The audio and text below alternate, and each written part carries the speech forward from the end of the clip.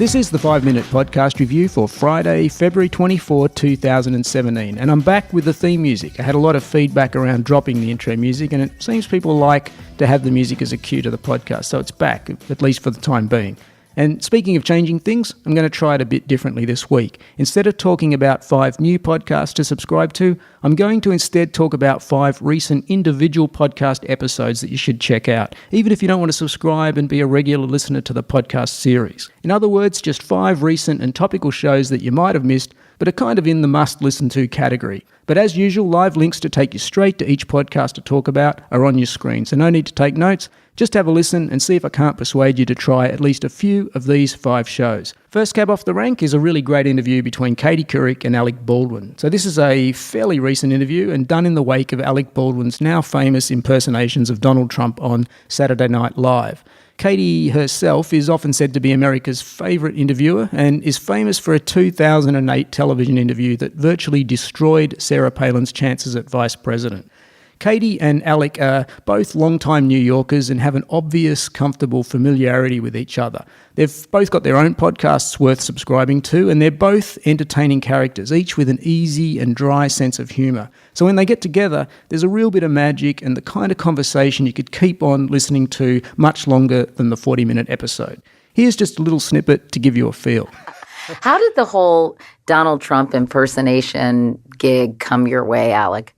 I mean, obviously they knew they had to have somebody once he became the nominee as somebody to play that. And they had all these people in the bullpen that had done it for them. Daryl Hammond, for example. Taron Killam left the show.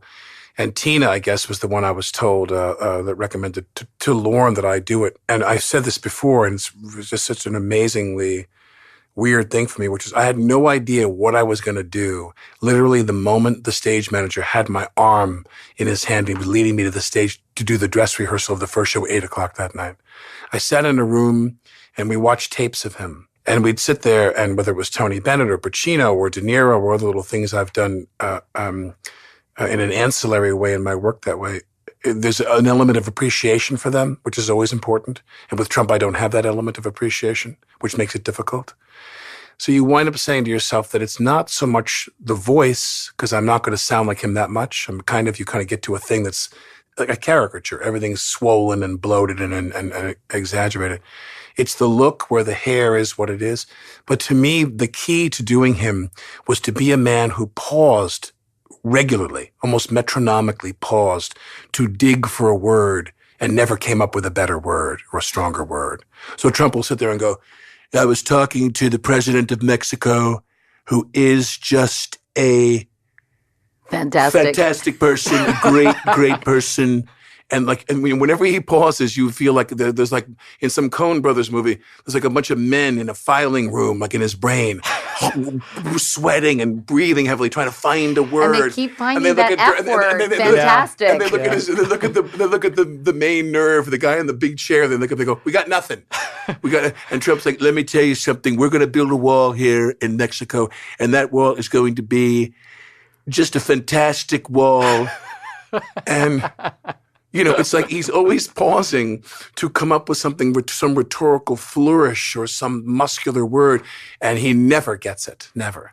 So I always try to build that into the impersonation. It seems so labored, right? And then you hear it and you're like, seriously, that's all you got? But I wonder if... So there you go.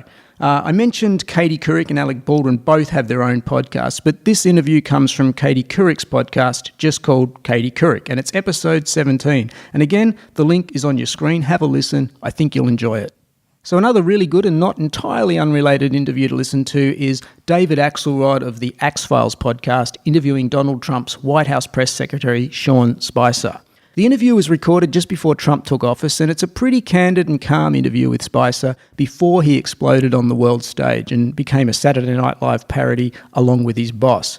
Spicer comes across as a professional and well-credentialed guy for the role, but listening to the interview now, you'll have the real sense of listening to a man who just had no idea of the full extent of what was about to engulf him. There's been a lot of histrionics around Sean Spicer, and maybe some of it self-generated, but this interview, recorded in the calm before the storm, does a great job of giving us a feel for the real Sean Spicer rather than the characterisations we now mainly see. So no matter what side of politics you're on or what you think of the Trump presidency, this interview gives a now rare insight into a key player without all the spin and bias. You'll find the link to this episode 110 of the Axe Files, on your screen.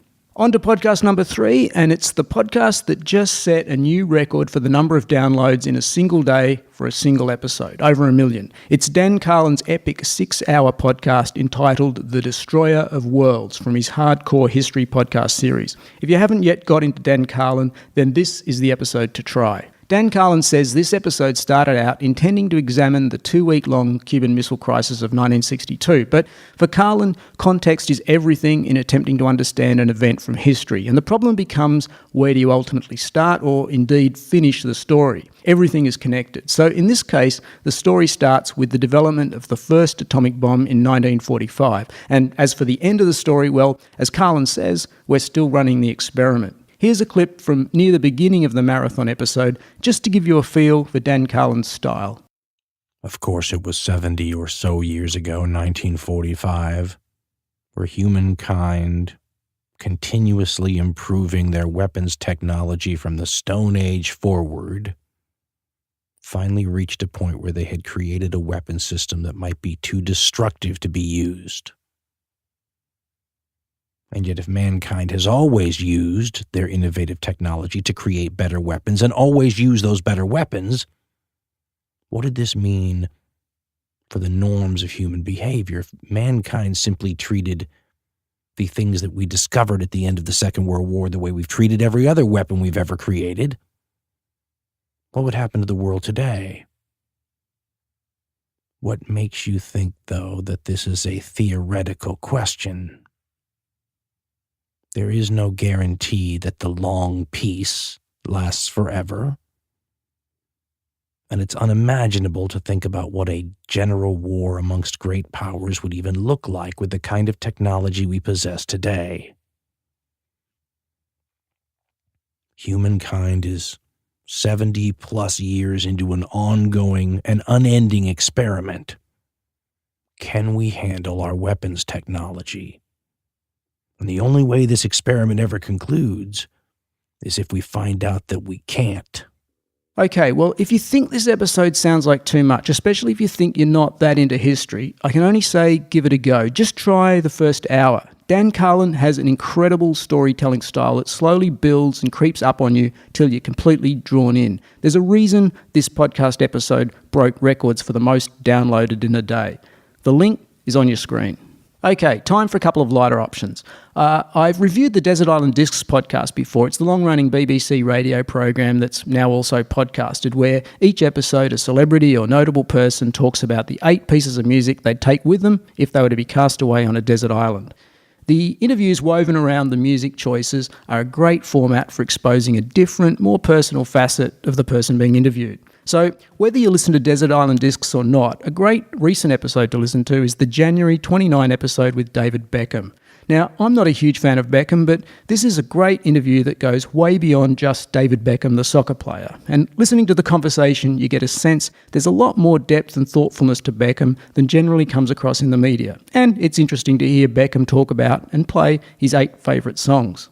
And while you're there, you might also want to download the prior episode, which is a 3-hour special celebrating the 75 years of Desert Island Discs. This is a terrific compilation episode featuring what must only be a small number of the highlights from 75 years of interviews, and it includes excerpts from interviews with Stephen Hawking, Dustin Hoffman, Cilla Black, Ian Fleming, the James Bond actor, Louis Armstrong, Margaret Thatcher, David Attenborough, Noel Gallagher, and a whole lot more. So, like I said, even if you're not a regular Desert Island Discs listener, these are 2 episodes you definitely want to listen to, and the links for both are on your screen.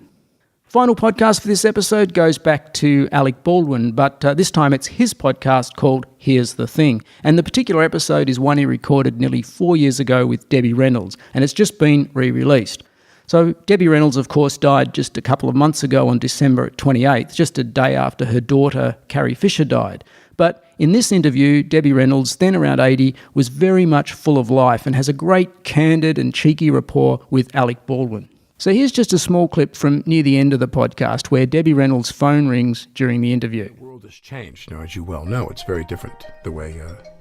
Is that your phone? I think it is your phone. Where's my... Isn't that odd? Yeah. Where's my... Oh, wait. Isn't it? What you're listening to now is Debbie Reynolds taking her phone out of her pocket. It's my son, I'll bet you. Is it Todd? And I calling us from the valley? I never turned this Debbie phone Reynolds on. is now taking out all the accoutrement, her little Asian But I can't find case. the phone. She can't find the... Let's find it, please. Oh, here it is. There it is. Well, and this is how my son was born. 9 pounds 3 ounces. Took a long time to get it out. I was 9 pounds. Hello? Good heavens. That's hard to find. Can you say it again? Hello? Did I get you too late? That's the story of my life, isn't it? Must be a man. Well, I'm going to hang up now. I'm visiting with Alec Baldwin. He's a big star, yes. He's in Broadway, lives in New York. Just got married again. A young girl. They always pick him younger. I know. Damn right. Yeah, I might as well give That's up. one thing that hasn't changed in Hollywood. Yeah, nothing has changed. Now, what I want to say to you is I've been doing this, and I want to just say, I'd love to work with you one day. I'd love anytime. I would love to work with you one day. If there's a movie and there's a part in it for you to play my crazy aunt, will you come and do it? That'd be fun to do the crazy aunt or the street play the lady crazy or aunt. anybody like that. Something. I like to do characters where I can faint. Okay, so you get the idea, and it's that kind of vibe throughout the whole interview. As they say, it's a feel-good one. And no matter how much or how little you knew about Debbie Reynolds, it's a great conversation to drop in on. Well, that's it. Hopefully some interesting listening suggestions for you. And again, all links are on your screen. I'll be back with 5 more podcasts in around a week's time. Thanks for listening.